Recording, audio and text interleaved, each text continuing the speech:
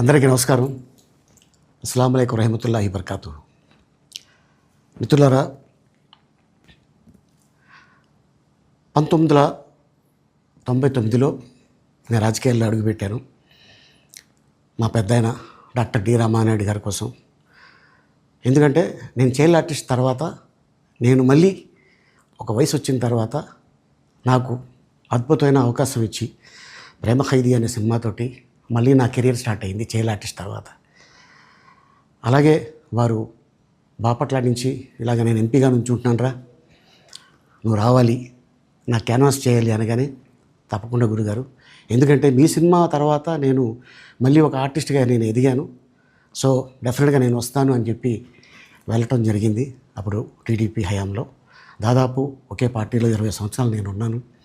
తర్వాత మళ్ళీ ఇటు రావడం జరిగింది. నాకు అన్నం పెట్టింది ఫస్ట్ నా తెలుగు ఇండస్ట్రీ, నా తెలుగు ప్రజలు, ప్రేక్షక దేవుళ్ళు, నా నిర్మాతలు, నా డైరెక్టర్సు, నా హీరోలు. ఈ రోజున ఈ రేంజ్లో నేను ఎదిగాను. 45 సంవత్సరాలు ఇండస్ట్రీలో ఉన్నాను. దాదాపు 1200 సినిమాలు పైచిలుకు యాక్ట్ చేయడం జరిగింది. 6 భాషల్లో యాక్ట్ చేయడం జరిగింది. ఓకే, నేను దయాగుణం ఉంది, భగవంతుడు ఇచ్చాడు కాబట్టి నాకు రాజకీయం తోడైతే కొద్దిగా 10 మందికి నేను సహాయపడగలను అనే ఉద్దేశంతో రాజకీయాల్లోకి వచ్చాను తప్ప రాజకీయాలు చేయాలని రాజకీయాల్లోకి రాలేదు.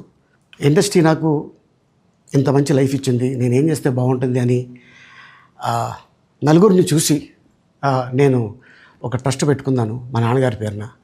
దాదాపు 16 సంవత్సరాలు అవుతుంది నేను ట్రస్ట్ పెట్టుకొని. ఏ రోజు కూడా, ఈవెన్ దో కోవిడ్లో కూడా ప్రతి నెల వాళ్ళకి 1000 రూపాయలు నేను సాయం చేసేవాడిని. కోవిడ్లో కూడా ఆపకుండా అలా కంటిన్యూగా సాయం చేస్తూనే ఉన్నాను. చాలామందిని నా కుటుంబంలో అవ్వచ్చు, బయట వాళ్ళు అవ్వచ్చు, చుట్టాల్లో అవ్వచ్చు, చాలామందికి చదివించాను నేను. అండ్ అలాగే మా తల్లిదండ్రులు నాకు ఇచ్చిన ఒక గుణం అది అందరితో పంచుకోవాలని చెప్పి ఉద్దేశంతో నేను ట్రస్ట్ కూడా పెట్టుకున్నాను. నా ఇన్కంలో దాదాపు 20% నేను ట్రస్ట్కి ఇవ్వటం జరుగుతుంది. గతంలో కూడా చెప్పా, ఫారిన్ కంట్రీస్లో ఏదైనా ఈవెంట్స్ చేస్తే దాంట్లో నుంచి 60% ట్రస్ట్కి వెళ్ళి 40% నేను తీసుకునేవాడిని. సో ఇట్లాగా చాలా సేవలు చేసి ఉన్నాను కాబట్టి ఈ మాట కూడా నేను మీకు చెప్పుకుంటున్నాను.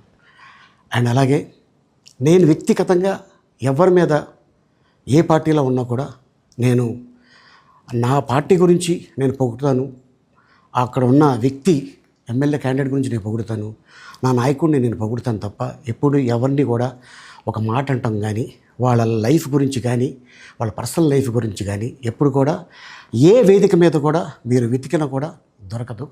అండ్ అలాగే సో నేను ఈ రోజున మీ ముందుకి రావడానికి కారణం ఏంటంటే, నేను ఏ పార్టీ మనిషిని కాదు, ఏ పార్టీ సపోర్టర్ని కాదు, ఐఎమ్ జస్ట్ కామన్ మ్యాన్గానే ఉండి ఇక నా సినిమాలు, నా షూటింగ్లు నేను చేసుకుందాం అని చెప్పేసి అనుకుంటున్నాను.